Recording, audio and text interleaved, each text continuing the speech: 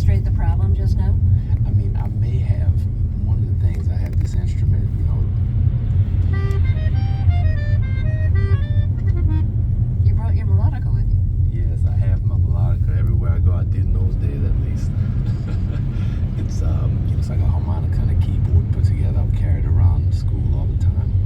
And, you know, I was just a very, very ambitious, precocious teenager in New York from Louisiana. It's the big city now in the world. Literally was I felt like I could go out and put bands together, and you know, sometimes I'd even put acting troupes together, and I would combine the divisions to do projects that I dream of. Where I'd get dancers and actors and musicians, and we would go down into the subways and we'd play for folks. I just don't think at that time they could understand the bigger vision that I saw in my head. So, you know, things started to get to a point where they felt I wasn't focused. Now turn left onto the destination street. You said that you were told to stop playing melodica, and that's what got you sent to a psychiatrist. I wasn't sure what that meant, whether they told you you needed to go to a psychiatrist or you decided to go to a psychiatrist, and what was the reason for that? Well, you know, I had a fairly Please follow easy the road time for with a some quarter of of a mile.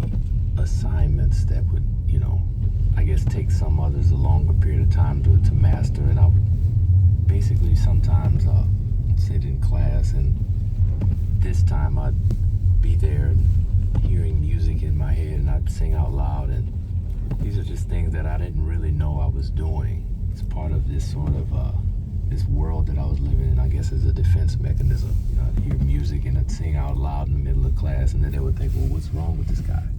And he's got this melodica he's carrying around, and he's doing all of these zany projects, and he's, you know, he's really unique, to say to say the least. And at one point, one of my teachers had a conversation with the dean, and then there was a whole thing where everybody kind of co-signed this notion that maybe he should see someone. Maybe there's something up with this kid. He needs to go. And so I sat down, and I had an evaluation with the beautiful exchange that I didn't really see as an evaluation or any sort of problem. It just was a conversation for a long time. Have any issues other than that, you know, they. And I mean, I'm still humbled to hear, but he says this guy is a genius, the likes of Charlie Parker, which we haven't seen here, and we're lucky to have. And That was your diagnosis? That was genius what they said. like Charlie Parker? Yeah, I mean, that's what they said. I don't know if I believe that, but that's what. Then they kind of left me alone until junior year a little bit. They didn't really leave me alone, but until junior year, I got to the point where is my ambition going to pull me out of school before they kicked me out of school, and they wanted me to make the choice. Where did you go back at? So she just told me all of these different ways of affirming the things I believed about music and the ways that I wanted to approach. It's snowing heavily.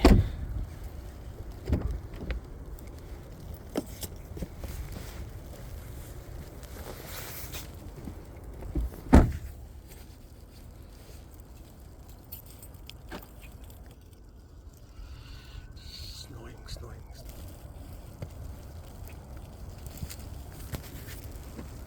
Just parked my car. Holy cow.